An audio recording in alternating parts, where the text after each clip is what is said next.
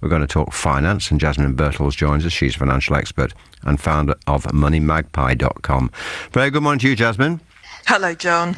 Right, we're going to talk about Monarch. We're going to be dealing with Monarch Airlines and its financial turbulence, if you'll forgive the pun, a little bit later on after 9 o'clock here on LBC. But tell us what you know and how dire the situation is.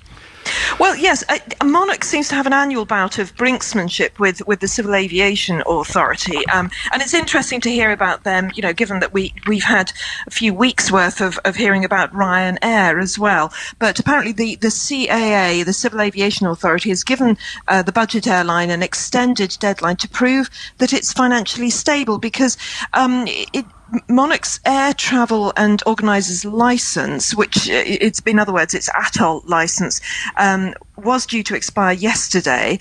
And as you know, that's sort of designed to protect us holidaymakers. But the CAA seems to be giving it a little bit of extra time to show that it really is a going concern, that it's allowed to have an ATOL license, which it's quite something, you know, that, well, we're past that deadline now, but it's been given a little bit of extra. So 24 hours, that's all. Yes, and it's Sunday, to say, look, are you really financially viable? Can you cope? Can you honestly say that you can pay things back, you know, if suddenly you have to cancel? Meanwhile, I have to say, you know, there's 2,800 employees hanging on, wondering what's going to be their future, and I'm gathering about 100,000 people who've been taken by Monarch to various parts of the world, wondering how they're going to get back. I mean, hopefully other airlines will come to the rescue if indeed Monarch goes down. Well, yes, you hope. I mean, it shouldn't be, should it, that every year, I mean, it does seem to be every year, every summer, you've got at least one fair-sized tour operator airline that just goes bust. And it, you know, in the summer, it always happens in the summer. It's the third one this year. We've had Alitalia, we've had Air Berlin go down, and of course Ryanair is still up and flying, but the fiasco we all know about. Yeah, it's a troubled industry. That's what we'll be talking about after 9 o'clock here on LBC. But another issue that affects all of us, of course, is interest rates, and the hint, a fairly strong hint from the Governor of the Bank of England this week that they're going to rise and fairly soon. Yes, that's an interesting one, because, you know, we've heard so many times about interest rates going up. I mean, you know, last 3 years or so, it's been, it's going to go up any moment now. And, you know, you get to the point you think, you know. But this time I thought, actually, I think that is a possibility. Mark Carney said on the Today programme, yes, he said he's taking the...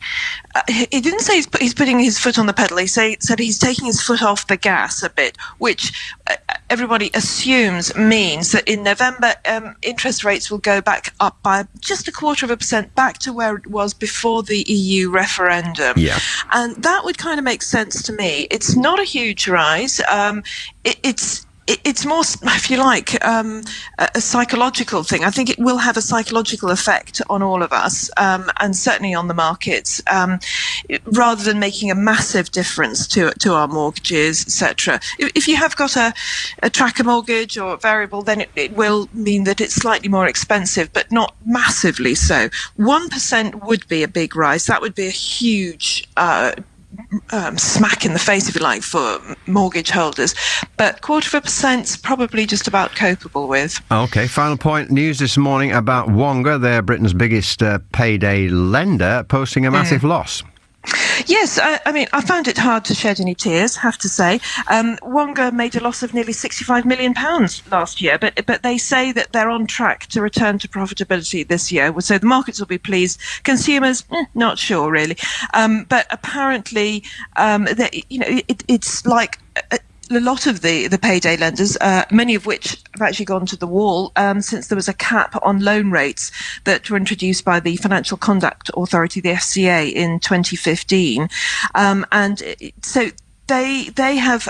Apparently, they've changed all sorts of things, including removing sponsorship from Newcastle United, and they're doing all sorts of. They've done a lot of changes. I'm sure they've got rid of a lot of people as well. So they say it's a leaner, meaner operation. They will be making money in the next year, but I think they're still nothing like as big as they were.